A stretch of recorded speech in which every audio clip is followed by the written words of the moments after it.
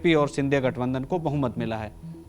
बिल्कुल, तो तस्वीरें हम आपको लगातार टीवी स्क्रीन पर दिखा रहे हैं, लेकिन यहाँ पर अगर बात की जाए रानू, तो क्या लगता है बीजेपी को इसलिए भी फायदा हुआ है एकनाथ शिंदे और देवेंद्र फडणवीस को, क्योंकि यहाँ पर इंडिया अलायंस की बात की जाए तो इंडिया अलायंस बट गया दो धड़ों में। पवार परिवार जो है अलग चुनाव लड़ रहा है, कांग्रेस पार्टी अलग चुनाव लड़ रही है, तो क्या इसलिए भी यहाँ पर बीजेपी ने अच्छा परफॉर्मेंस किया है? बिल्कुल, इसमें कोई दो राय नहीं है। पूरा जो महाविकास अघाड़ी है, जिसे हम एमबीए कहते हैं, नाम का एमबीए है लेकिन है कुछ नहीं। आप देखिए सब अलग अलग लड़े हैं।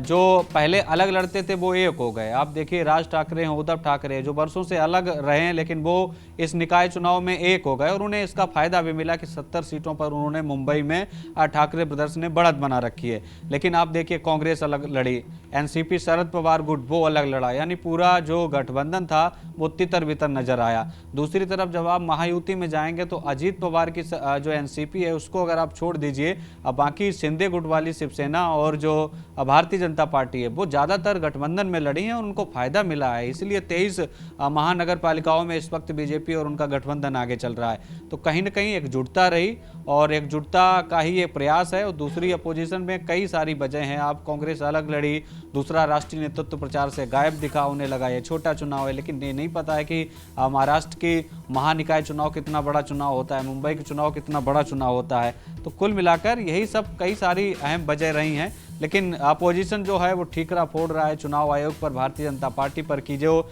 चुनाव के नतीजे हैं वो पहले से ही फिक्स थे, पहले से ही तय माने जा रहे थे। और कल जिस तरीके से जब स्याही विवाद मामला शुरू हुआ वोटिंग के दौरान स्याही लगाने को लेकर, अब उसको लेकर राहुल गांधी ने आज जब परिणाम आ रहा है तब वो ट्वीट कर रहे हैं। कल शाम तक तो उनका ट्वीट नहीं आया था, लेकिन आज वो ट्वीट कर बता रहे हैं कि जो है लोगों को गुमराह किया जा रहा है, लोकतंत्र को चोट पहुंचाने की कोशिश कर रहा है चुनाव आयोग। लेकिन कल तक राहुल गांधी का ये ट्वीट आपको दिखाई नहीं दिया था। जब आज नतीजे आ रहे हैं और ये स्पष्ट हो चुका है कि वहां पर कांग्रेस या अपोजिशन दूर दूर तक दिखाई नहीं दे रहे हैं, कहीं ना कहीं अमल करना पड़ेगा विपक्षी पार्टियों को कि आखिर क्या वजह है। एक तो एकजुटता की कमी है, दूसरी तमाम वो ऐसे मुद्दे हैं जो जनता को राज नहीं आ रहे हैं लेकिन पार्टियां उठाने से बाज नहीं आ रही हैं। तो तमाम ऐसे पहलू हैं और यहाँ पर बहुत अच्छे तरीके से कह सकते हैं जिम्मेदारी निभाई है भारतीय जनता पार्टी ने, चुनाव प्रचार की रही हो या फिर दूसरे तमाम चीज़ों की रही हो।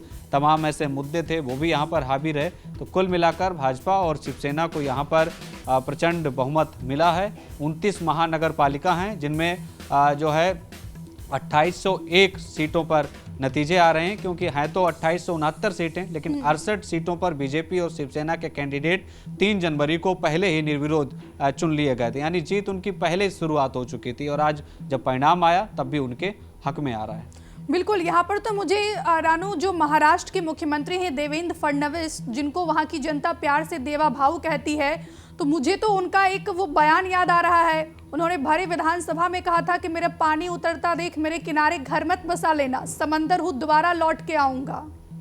बिल्कुल, देवेंद्र फडणवीस ने ये बयान दिया था और ये बयान दिया था जब देवेंद्र फडणवीस महाराष्ट्र के मुख्यमंत्री नहीं रहे थे और एकनाथ शिंदे मुख्यमंत्री बने थे।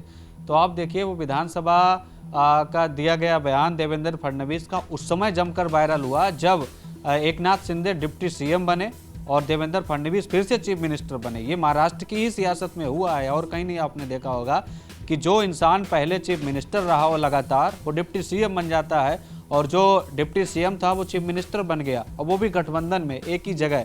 तो ये सब एडजस्ट करना देवेंद्र फडणवीस से कोई सीखे और फिर उनका वो बयान और उसके बाद सत्ता पलटती है और फिर से देवेंद्र फडणवीस मुख्यमंत्री बनते हैं और एकनाथ शिंदे फिर से डिप्टी सीएम बन जाते हैं। लेकिन सबसे बड़ी बात यह है कि कोई विरोधाभास दोनों नेताओं के बीच, दोनों दलों के बीच खास देखने को नहीं मिला। शिंदे हमेशा बीजेपी के साथ रहे, जब से शिवसेना गुट के 2 फाड़ हुए हैं शिंदे गुट अलग हुआ है और यही वजह है कि शिंदे गुट को इसका सियासी फायदा भी मिलता रहा। विधानसभा चुनाव में मिला और आज जब महानगर पालिका के चुनाव आ रहे साथ में मिलकर लड़ रहा, तब भी उनको इसका सियासी फायदा मिल रहा है। आप दूसरी तरफ देख लो, ठाकरे ब्रदर्स एक तो हुए हैं, कुछ सीटों पर फायदा उनको मिला है लेकिन उतना नहीं मिल सका। यानी ये तय हो चुका है कि ना तो अब वो इतिहास की बातें हो गई जो पहले बोली जाती थी कि दबदबा है ठाकरे ब्रदर्स का, बाला साहब ठाकरे का, उनके परिवार का, ना तो अब यहाँ पर कोई दबदबा रह गया है और ना ही वो कह सकते हैं बातें रह गई हैं जो पहले की जाती थी। अब दौर बदल चुका है, ट्रेंड बदल चुका है और जो तस्वीरें आ रही हैं ये बहुत कुछ बताती हैं कि आने वाला समय और और कितना परिवर्तन लेकर आएगा। बिल्कुल रानू, आप नजर बनाए रखें।